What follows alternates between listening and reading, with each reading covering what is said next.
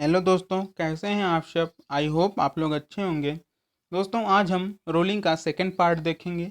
इसके first part में हमने देखा था कि रोलिंग की मीनिंग क्या है, इसके ऑपरेशन और प्रोसेस ऑफ रोलिंग के बारे में।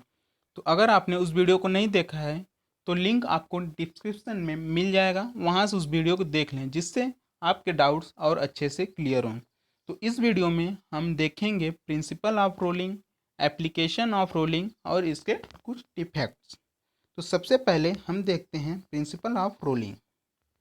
The rolling is a process which consist of passing the metal through a gap between rollers rotating in opposite direction. तो जो रोलिंग है एक ऐसा प्रोसेस है जिसमें किसी मेटल के उसकी जो सिल्ली इंगॉट्स होती हैं उनको किन्हीं दो अपोजिट डायरेक्शन में घूम रहे रोलर्स के बीच से पास कराया जाता है। एक बार फिर से देखिएगा, जो रोलिंग है एक ऐसी प्रोसेस है जिसमें हम किसी मेटल को किन्हीं दो रोलर्स जो कि अपोजिट डायरेक्शन में मूव कर रहे हों उनके बीच से पास कराया जाता है। This gap is smaller than the thickness of the part being work.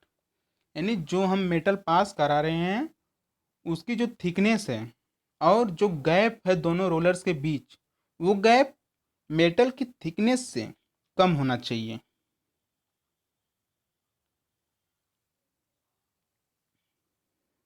तो इस फिगर में आप देख सकते हैं, जैसे ये दो रोलर हैं, एक ऊपर है एक नीचे है, तो इसके गैप में जो है यहाँ से हम एक मेटल है, हमारा कोई मेटल की एक सिल्ली है, इसको हम जब पास कराते हैं तो इधर देख सकते हैं आप, इसकी जो थिकनेस है वो थोड़ी कम है, इधर कुछ ज़्यादा है। तो ये ऐसे हुआ जब इसका जो गैप है इसकी थिकनेस से कम होगा, तभी ऐसा संभव है।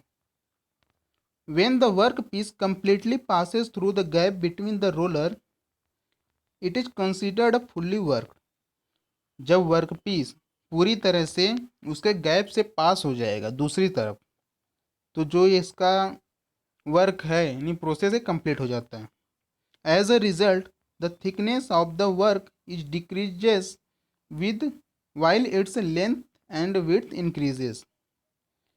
यानी कि हमें रिजल्ट में क्या मिलता है, जो हमारा मेटल है उसका जो हमारा वर्क पीस है उसकी जो थिकनेस है वह कम हो जाती है, जबकि जो लेंथ और विड्थ है यानी लंबाई और चौड़ाई वो इंक्रीज हो जाती है, बढ़ जाती है। तो ये रहा रोलिंग का प्रिंसिपल। अब हम इसके एप्लीकेशन को देखते हैं कि रोलिंग का एप्लीकेशन क्या है। The rolling operation used in various industries such as rods, seamless hollow tubes are made by rolling. यानी जो रॉड होती हैं और सीमलेस हॉलो ट्यूब होती हैं वो रोलिंग प्रोसेस द्वारा बनाई जाती हैं। यानी यहाँ ये इसका एक एप्लीकेशन है रोलिंग का। Rolling is used to producing cross section of large section. तो रोलिंग जो है कि वो क्रॉस सेक्शन को प्रोड्यूस करने के लिए भी यूज़ होता है। Rolling is used to cutting the gears on the gear blank. जो रोलिंग प्रोसेस है वो गियर्स की कटिंग के लिए भी यूज़ होता है। The threads parts bolts screws which have mass production is made by the rolling process. जो हमारे बोल्ट्स स्क्रू होते हैं ये सब रोलिंग प्रोसेस द्वारा ही बनाए जाते हैं।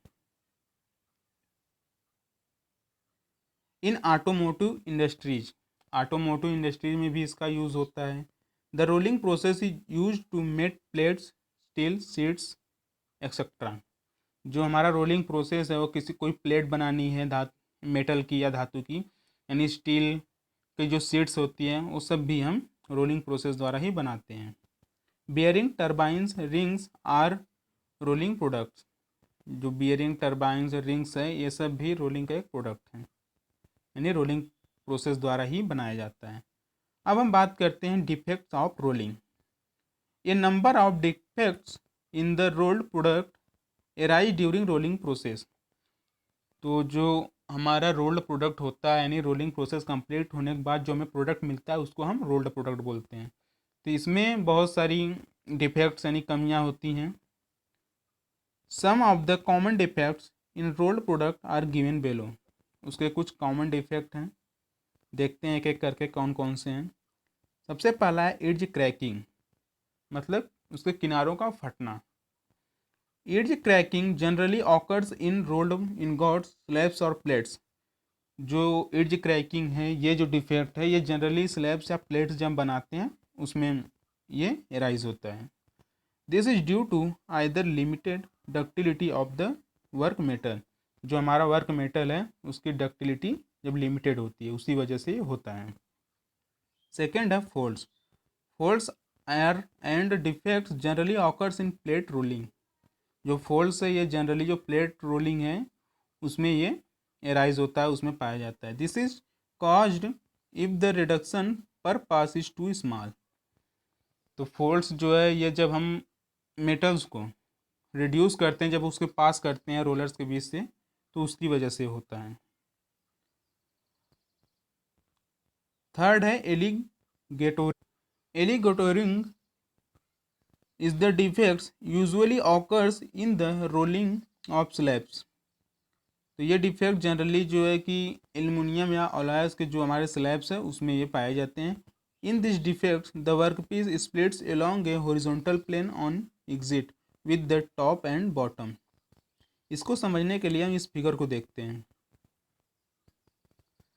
जब हम एल्युमिनियम, सपोज एल्युमिनियम का कोई मेटल जब इसको रोलर्स के बीच से पास कराते हैं तो ये जो आर्क है इसका यहाँ ऊपर और नीचे, इसकी वजह से, इसमें चिपकने की वजह से ये जो हमारा मेटल है ये दो भागों में डिवाइड होने लगता है, फटने लगता है।